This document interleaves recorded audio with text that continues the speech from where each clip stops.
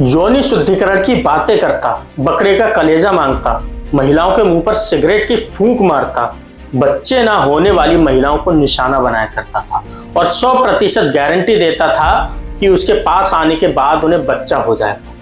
क्या आप सोच सकते हैं कि जिस इंसान के पास आप अपनी सबसे बड़ी परेशानियां लेकर जाते हैं वही आपकी जिंदगी की सबसे बड़ी परेशानी ना बन जाए।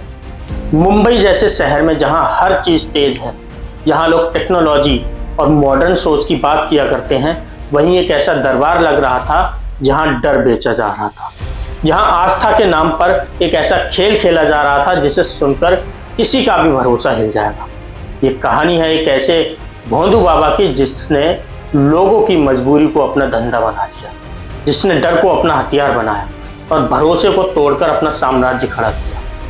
नमस्कार, मेरा नाम है अंकित और आज की कहानी मोंटी बाबा की, एक ऐसे शख्स की जो कुछ समय पहले एक जिम ट्रेनर हुआ करता था, कुछ समय में खुद को भगवान का दूत बताने लगा। रिदम पंचाल, जिसे लोग मोंटी बाबा के नाम से जाना करते थे, मुंबई के मलाड इलाके में एक खाली प्लॉट से अपना दरबार चलाया करता था। हर गुरुवार और शनिवार रात 8 बजे से सुबह 7 बजे तक यहाँ एक अलग ही दुनिया बसा करती थी।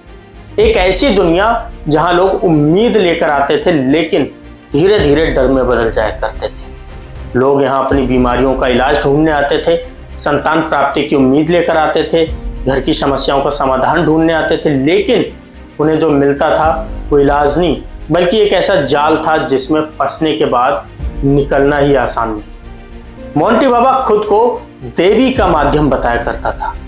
कहता है कि उसके अंदर ऐसी देवी वास करती है जहां उसकी ताकत है, जो सबसे बड़ी उसकी ताकत है, लेकिन असल में उसकी ताकत थी लोगों के दिमाग के साथ खेलना। दरबार के अंदर जो भी होता था वो किसी भी सामान्य धार्मिक प्रक्रिया के बिल्कुल अलग था। भक्तों से सिगरेट, शराब और यहाँ तक कि जानवरों के अंग जैसे बकरी का जिगर चढ़ावे के रूप में मांगा जाया करता था। इन्हें अघोरी अनुष्ठान का एक हिस्सा बताया जाता था ताकि सामने बैठा इंसान डर जाए और उसे लगे कि वो किसी अलौकिक शक्ति के सामने बैठा है। मोंटी बाबा खुद मुंह में जलती हुई सिगरेट रखकर अनुष्ठान करता, महिलाओं के मुंह पर फूंक मारता, जिससे माहौल और ज्यादा रहस्यमयी और डरावना बन जाया करता था। जो लोग वहां मौजूद होते थे उनके लिए डर और विश्वास के बीच की एक रेखा धीरे धीरे खत्म हो जाती थी और यहीं से शुरू होता था असली खेल।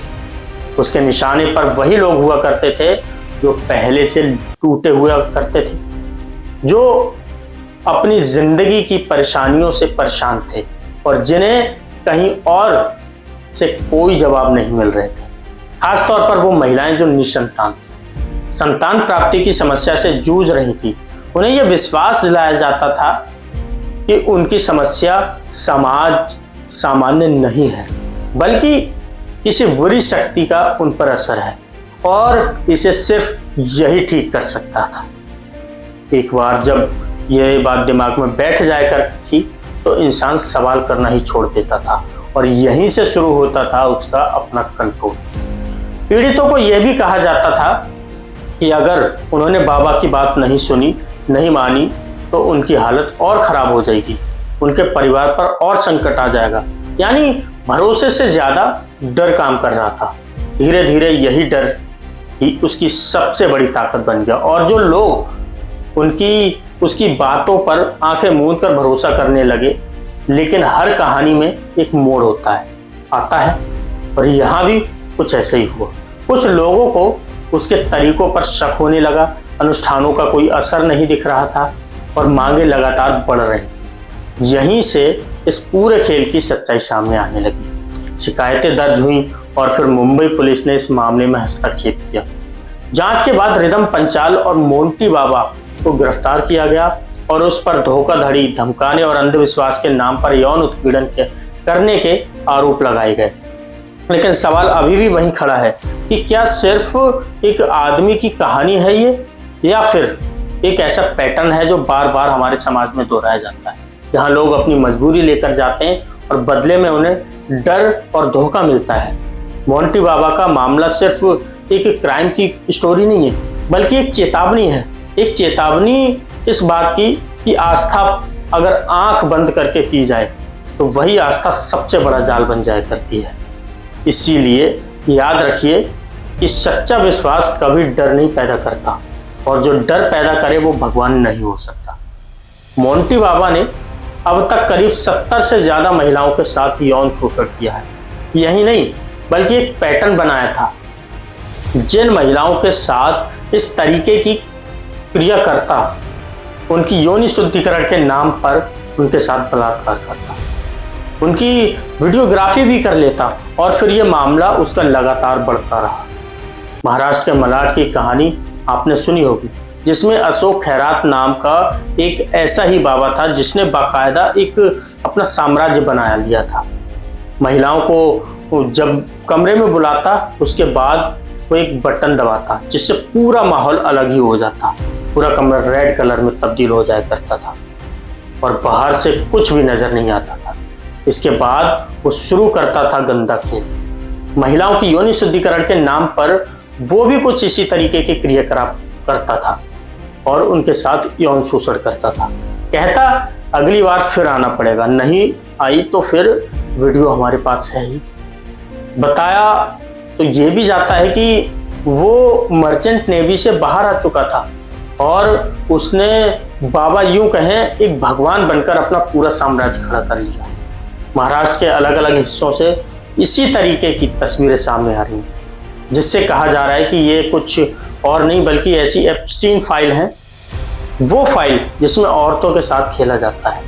सवाल ऐसे लोगों पर भी है कि वो इतना अंधविश्वास कैसे कर लेते हैं। उनके साथ कोई, उनके शरीर के साथ कोई खिलवाड़ कर रहा है और उन्हें पता तक नहीं चलता, या फिर सब कुछ पता चलने के बावजूद वो चुप हो जाते हैं। ये सब छोटे मोटे घरानों के लोग नहीं होते, बड़े बड़े घरानों के लोग पहुंच करते थे। तस्वीरें, वीडियोस जो कुछ भी सामने आई, उन सब ने सबको हैरान कर दिया। भरोसा इतनी जल्दी कैसे हो जाता है? क्या ईश्वर ने कभी कहा है पैसे के बदले भक्ति मिलेगी, या फिर पैसा खर्च करने पर ही शक्ति मिलेगी, या पैसा खर्च करने पर ही ईश्वर को वरदान देते हैं, ये आशीर्वाद देते हैं? नहीं।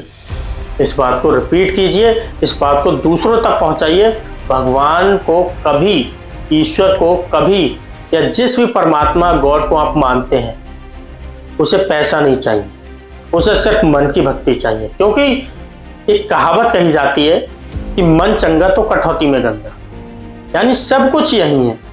पैसे से सिर्फ आप वस्तुएं खरीद सकते हैं, अपनी आवश्यकताओं की पूर्ति कर सकते हैं। इस दुनिया में जीने के लिए अपनी जो तमाम आवश्यकताएं हैं उन पर, उस धन को खर्च कर सकते हैं, लेकिन पैसे से आप भगवान को नहीं खरीद सकते, आप दया भाव नहीं खरीद सकते, आप आशीर्वाद को नहीं खरीद सकते। क्योंकि अगर ऐसे ही खरीदा जाता तो आज हर अमीर इंसान सालों से जिंदा होता, उसकी मौत नहीं होती। और यही समझ के रखिए कि जो ईश्वर है वहाँ अंधविश्वास नहीं किया जा सकता, क्योंकि ईश्वर खुद में विश्वास है। और कभी अंधविश्वास ना करें, कभी ऐसे बाबाओं के चक्कर में ना पड़े जो आपसे कहे यहाँ इतने रुपए चढ़ाने हैं तब आपको आशीर्वाद मिलेगा, वहाँ इतने रुपए चढ़ाने हैं तब आपको आशीर्वाद मिलेगा। आपके पास अगर पैसा है तो उसे किसी गरीब की मदद कीजिए। ये कहानियों में, अंधविश्वासों में भरोसा मत कीजिए, नहीं तो आज किसी और के घर की महिला, किसी और के घर के पुरुष, किसी की बेटी, किसी का भाई ऐसे बाबाओं के चक्कर में जो फंस रहे हैं, कल को आप इसका शिकार बन सकते हैं। इस वीडियो पर आपका क्या कहना है हमें कमेंट सेक्शन में जरूर बताएं, और अगर आप चैनल पर नए हैं तो इस चैनल को सब्सक्राइब जरूर करें। इसी के साथ जय हिंद, वंदे मातरम।